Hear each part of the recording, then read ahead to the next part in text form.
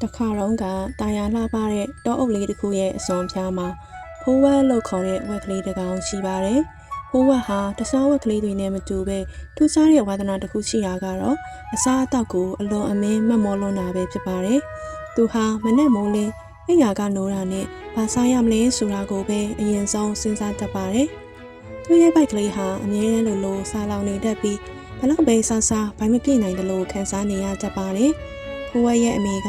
တားလေးဖိုးဝက်အစားကိုအလွန်ကြုံမစားနဲ့လေ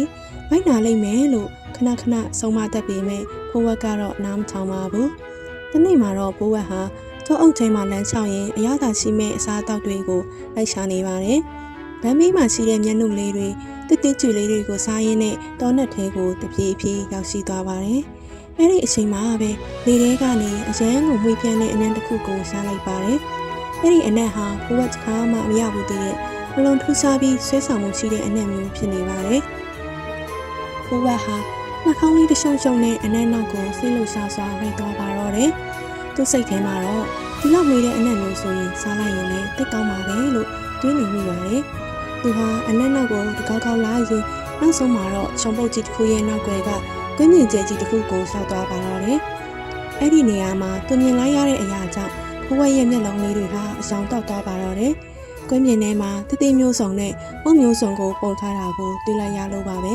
။ဖိုးဝက်ဟာဝမ်းသာအားရနဲ့အဲ့ဒီအစားအစာတွေစီကိုအပြေးလေးသွားပါတော့တယ်။ဖိုးဝက်ဟာရှေ့မှာမြင်နေရတဲ့အစားတောက်ပုံကြီးကိုကြည့်ပြီးပါဇက်ကတရွေးတွေတောင်ထွက်လာပါတယ်။ကွင်းပြင်အလဲမှာရှိနေတဲ့စပွဲကြီးပေါ်မှာတော့တောင်စုံကိတ်မုံတွေရှိုးရှင်တွေပန်းကြီးပင်ကြီးတွေနဲ့မွေးပြက်နေတဲ့ပေါင်မုံတွေဟာအစီအကြီးရှိနေပါတယ်။ဖိုးဝက်ဟာဘသူကိုမှအားမနာတော့ပဲကိတ်မုံကြီးတစ်လုံးကိုအားရပါရစားလိုက်ပါတယ်။ဝါတစ်အရတာရှိရပဲလို့ရှိရင်တစ်ခုပြီးတစ်ခုအမြဲမရစားပါတော့တယ်။ပန်းကြီးတွေကိုလည်းဝါစားတယ်။ကိတ်မုံတွေကိုလည်းမြူချတယ်။နောက်ဆုံးရှိုးရှင်တွေကိုပါတပြိုင်နက်တည်းတစ်ဆက်ထဲတွတ်သွင်းလိုက်ပါတယ်။ဖိုးဝက်ဟာစားနေရင်းနဲ့သူ့ပိုက်ကလေးဟာတဖြည်းဖြည်းဖောင်းကားလာတာကိုသတိမထားမိပါဘူး။သူ့ရဲ့တငယ်ချင်းတွေဖြစ်တဲ့ရုံကလေးနဲ့ရှင်ကလေးတို့ကအနားကိုရောက်လာပြီး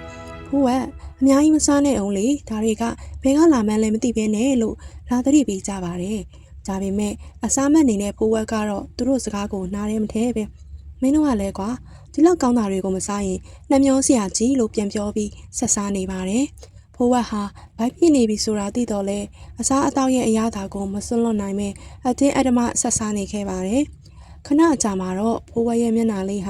ာမြင်မြန်းလာပြီးဘိုက်ထဲကနေရစ်ပြီးနာကျင်လာတာကိုခံစားလိုက်ရပါတယ်။သူဟာလက်ထဲကမုံကိုရှာလိုက်ပြီးဘိုက်ကလေးကိုကင်ကာညီးတွားပါတော့တယ်။အခုနကပျော်ရွှင်နေတဲ့ဖိုးဝက်ရဲ့မျက်နှာလေးဟာနာကျင်မှုကြောင့်ရှုံမဲ့သွားပါတော့တယ်။ရုံကလေးနဲ့ရှင်ကလေးတို့ဟာဖိုးဝက်ဘိုက်နာပြီးညီးတွားနေတာကိုမြင်တော့စိတ်ပူသွားကြပါတယ်။သူတို့ဟာဖိုးဝက်ကိုကူညီဖို့အတွက်တောအုပ်ထဲကဆေးဖက်ဝင်အပင်တွေကိုလိုက်ရှာကြပါတယ်။ရုံကလေးကဘိုက်နာပြောက်စေတဲ့အရွက်စိမ်းလေးတွေကိုချဖွေးပြီးရှင်ကလေးကတော့ရေအေးလေးကိုယူဆောင်လာပေးပါတယ်။ဖိုးဝက်ဒီရက်လေးကိုဝါစားလိုက်ပြီးရင်ရေလေးတောက်လိုက်နော်လို့ရုံကလေးကကျင်နာစွာပြောပါတယ်။ဖိုးဝက်ဟာတငယ်ချင်းတွေပေးတဲ့ဆေးမီးတို့လေးကိုစားပြီးရေတောက်လိုက်ပါတယ်။ခဏကြာတော့ဘိုက်နာတာတပြေးပြေးတက်တာလာပါတယ်။ဖိုးဝက်ဟာသူ့ရဲ့အမားကိုတတိရပြီးတငယ်ချင်းတွေကိုအားနာမိပါတယ်။ငါ့ကိုခွင့်လွှတ်ကြပါနော်။မင်းတို့စကားကိုနားမထောင်ပဲအများကြီးစားမိလို့အခုလိုဖြစ်ရတာလို့ဖိုးဝက်ကတောင်းပန်ပါတယ်။တငယ်ချင်းတွေ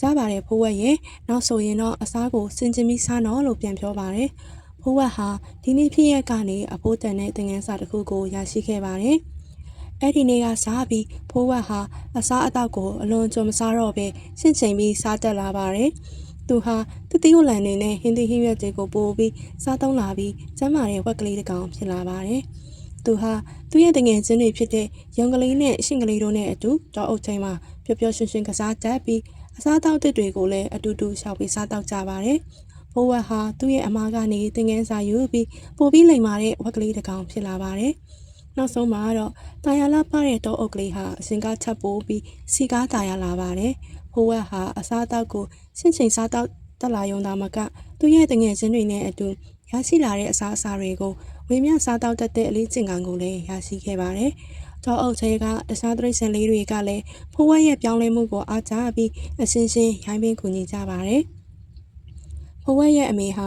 သူ့သားလေးလိမ္မာရင်ကြီးလာတာကိုကြည့်ပြီးအလွန်ဝမ်းသာပီတိဖြစ်ရပါတယ်။တခါတော့ကအစားမတ်ခဲ့တဲ့ဝက်ကလေးဟာအခုဆိုရင်တော့တောအုပ်တစ်ခုလုံးကရှစ်ခင်ကြတဲ့စံပြဝက်ကလေးတစ်ကောင်ဖြစ်နေပါပြီ။သူတို့အားလုံးဟာပျော်ရွှင်စွာနဲ့ထာဝရနေထိုင်သွားကြပါတော့တယ်။